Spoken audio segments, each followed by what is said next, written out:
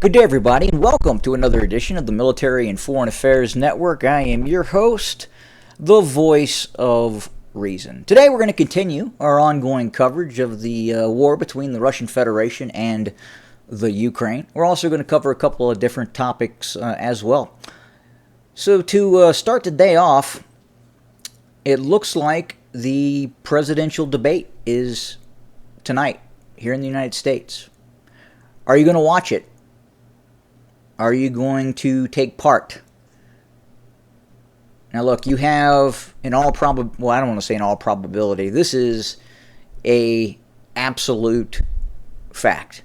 We have the most incompetent and brain-dead president in the history of the United States and the post-United States of America.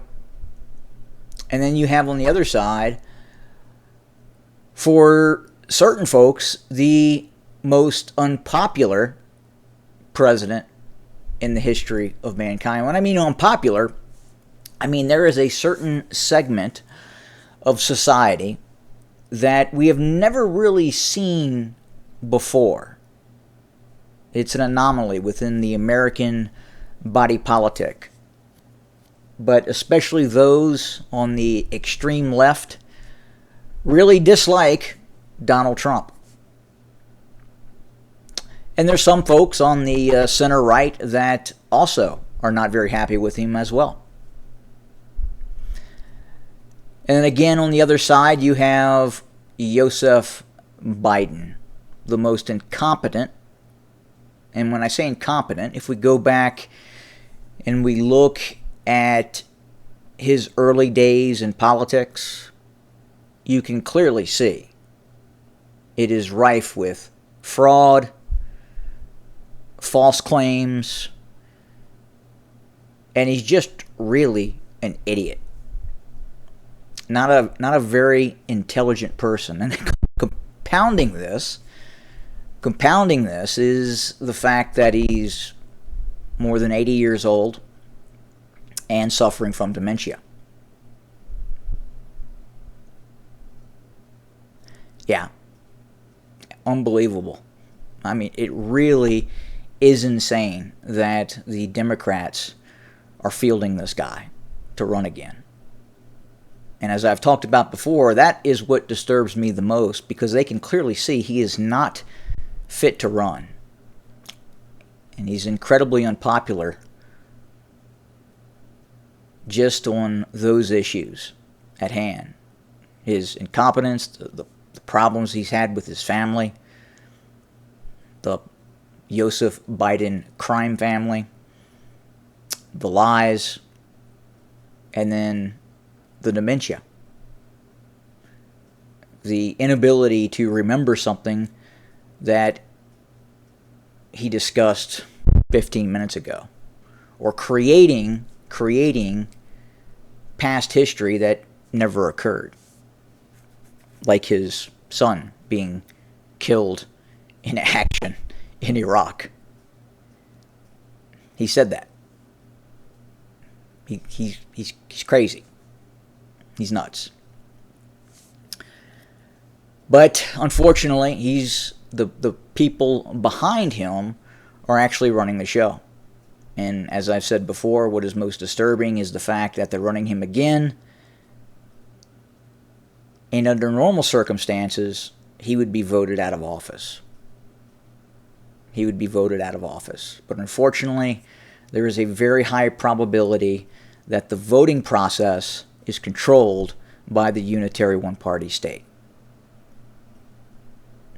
I mean, I think we go back and we look at the last election where more than 80 million people, Joseph Biden received more votes than any president in U.S. history. Ever. So he's going to be debating tonight. We'll have to see what kind of cocktail of drugs to induce a higher grade of performance.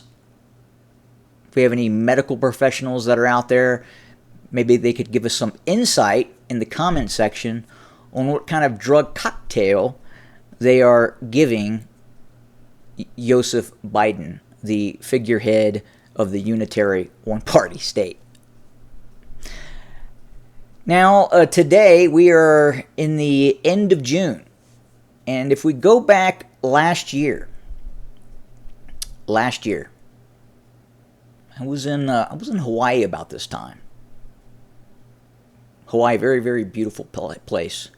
Very unfortunate what happened at Maui with the fires. And again, the United States has given now hundreds of billions of dollars to the Ukrainians, and not one house, not one business has been rebuilt on that stricken city in Maui, Lahaina. Beautiful town, gone. The population was given $600 a piece. $600. And now most do not have a home, with very little rebuilding efforts. Matter of fact, the left-wing unitary one-party state that controls the Hawaiian Islands, they would like to seize that land and do something else with it. There you go. And you know what's interesting is the Hawaiians, the people living in Hawaii, will probably vote for the unitary one-party state to remain in power in the Hawaiian Islands. Could we classify that as a lesson in insanity? Probably. Most likely. All right, so again, this time last year, the much ballyhooed Ukrainian counteroffensive was just starting. In this offensive, they had declared that they were going to break the Russian land bridge to Crimea. They were going to break the Russian land bridge to Crimea. The North Atlantic Treaty Organization, with the direct support of the United States, using the Ukrainian military as a proxy force, was going to maneuver south of Zaporizhia, seize control of Tokmak, continue to maneuver south, seize control of Melitopol, and then divert forces south towards Berdyansk, thus breaking the land corridor to Crimea. Do we have the... here, this is an old map. This is at a state during the Ukrainian quote-unquote counteroffensive. Now, the Ukrainians had amassed a fairly large force. We anticipate, or believed at the time, the Ukrainians had about 35 combat brigades. Again, this was last year. 35 combat brigades stretched from west of Orikhiv, and in some cases preparatory operations in Kherson as well, all the way east to the east of Volhodar. 30 plus Ukrainian brigades, with the main effort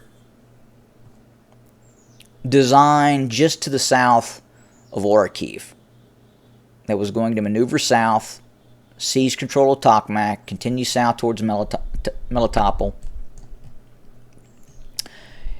and break the Russian land corridor to Crimea. And some folks in the pro-Ukrainian community were talking about a actual military operation to retake control of the Crimean Peninsula. During this operation, many were forecasting by this time, where we're at right now, the Ukrainians would be in the Crimea. They were talking about that. It was a foregone conclusion that the incompetent Russian forces would be broken south of Zaporizhia, south of Kyiv, and the Ukrainians would break through Russian lines, envelop Russian forces, capture large amounts of Russian forces. The main assault force south of Kyiv was a combination of about 12 reinforced brigades that were heavily supplied with Western military equipment, Leopard 2s, Bradley main battle tanks, and an assortment of other Western armored fighting vehicles. Now, you had one side of this conflict, this pro-Ukrainian side, both in Ukraine, obviously, and in the West, made up of some former generals, field-grade officers, and politicians that firmly believed that this operation, without the use of air power, without having air superiority, would be successful. Then you had others, both in the Ukrainian military, in the United States military, and other militaries in Western Europe, saying, hey, hit the brakes. You were about to launch a very large operation against a Russian force that outnumbers you, that has essentially active air power in the region, that has the ability to call upon helicopter gunships, strike aircraft, what have you. And you plan on achieving a successful military operation without any real air support, because the Ukrainian Air Force is essentially almost non-existent in terms of contesting and being able to conduct strikes against Russian forces. But for whatever reason, the military operation was stamped for approval and was initiated. And it ended in defeat for the Ukrainian military. Now, we don't have the actual casualty numbers, but it is discussed that the Ukrainians probably, at a minimum, suffered 20% casualties. That's kind of the number that is thrown around quite a bit. Now, we also have reports that during this Ukrainian counteroffensive, that some units had taken as many as 80% casualties. There were former American mercenaries operating and embedded with Ukrainian combat units that had stipulated that the units that they were embedded with and actively participating in combat with had suffered anywhere between 50% and 80% casualties. So we don't know what that real number is. But just in the Zaporizhia front, we believe that there were about 90 to 100,000 Ukrainian troops, with the brunt of the Ukrainian attack being launched by essentially a 12-brigade corps army group of about 35,000 Ukrainian troops that had been trained in Western doctrine. And it is believed that that force, that 35,000 person battle group, probably suffered between 7,000 and 10,000 casualties. Maybe up to a third of that force was degraded in the ongoing failed counteroffensive. So during this counteroffensive, again, we're going back into history, because remember, at the start of this conflict, at the start of the counteroffensive, it was believed, or it was stipulated by the West, that, or certain persons within the West, within NATO, within the United States, within the leadership in Kiev, believed that this was going to be successful.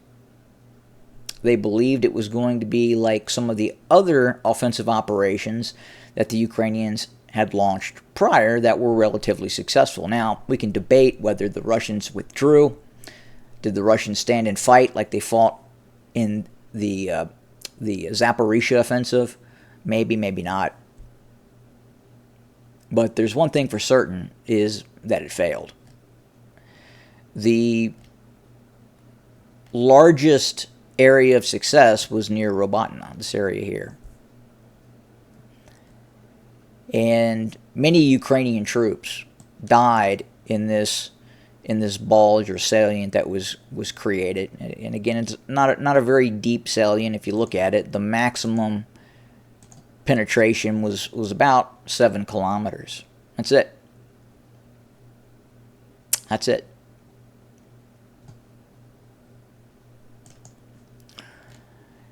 And again, it utterly failed. And the prospects of a new Ukrainian offensive are probably fairly dire at this point. The only way that we could foresee another Ukrainian offensive would be with the direct participation of the North Atlantic Treaty Organization. If NATO and the United States were to initiate some sort of no-fly zone or to bring the NATO Air Force into the fray and engage Russian forces, you could probably see a Ukrainian counteroffensive. But that would come at a great loss to NATO and U.S. aircraft. Right now, the Russians have a very robust, integrated air defense network based in eastern and southern Ukraine that is made up of S-300s, S-400s, and in some cases reportedly even S-500s. The only aircraft that would probably be safe would possibly be low observable F-35s, F-22s. But there is some speculation on how safe some of those aircraft would in fact be, because we really don't know. We've not seen a direct NATO attack against a near-peer adversary such as the Russians or the Chinese. Now, the likelihood of that happening is pretty remote, I would say at this point. And that's largely due to prospects of war between Taiwan and China. Taiwan and China. Very difficult for the United States to fight what essentially is a two-front war. One against the Russians in Ukraine, and then a secondary war against China in Taiwan.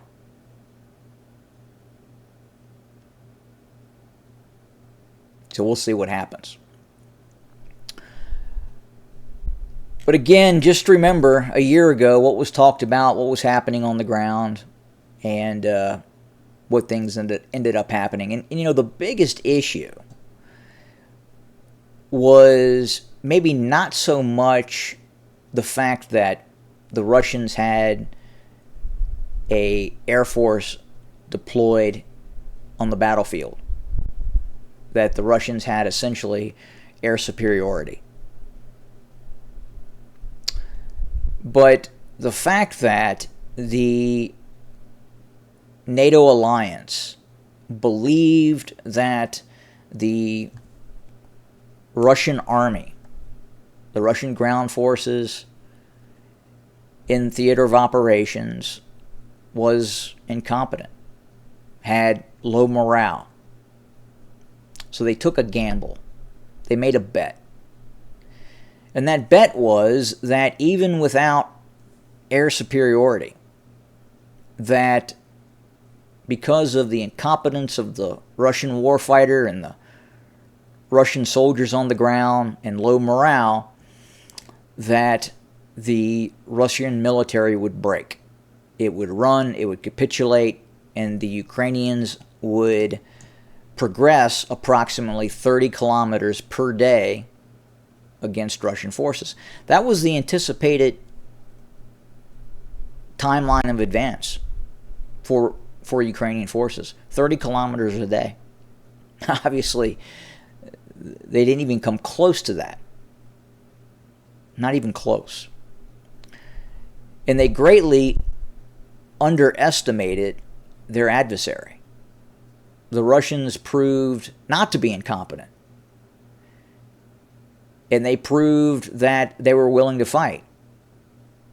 And they proved that they had technology that could counter Western armored vehicles. There was a lot of belief that the qualitative edge of the Leopard 2s, of the few Challengers that were deployed, the other armored vehicles, the Bradleys, what have you, the ability to integrate HIMARS and multiple launch rocket systems and precision guided 155 millimeter artillery rounds would win the day. And that the incompetence and the low tech of Russian forces would be their downfall. And that's not what happened. The Russian attack helicopter proved to be one of the deciding factors in this conflict, using long-range guided standoff precision munitions to engage Ukrainian forces at distance. The ability of Russian forces to rapidly deploy artillery-based minefields using multiple launch rocket systems and artillery in front of advancing Ukrainian forces.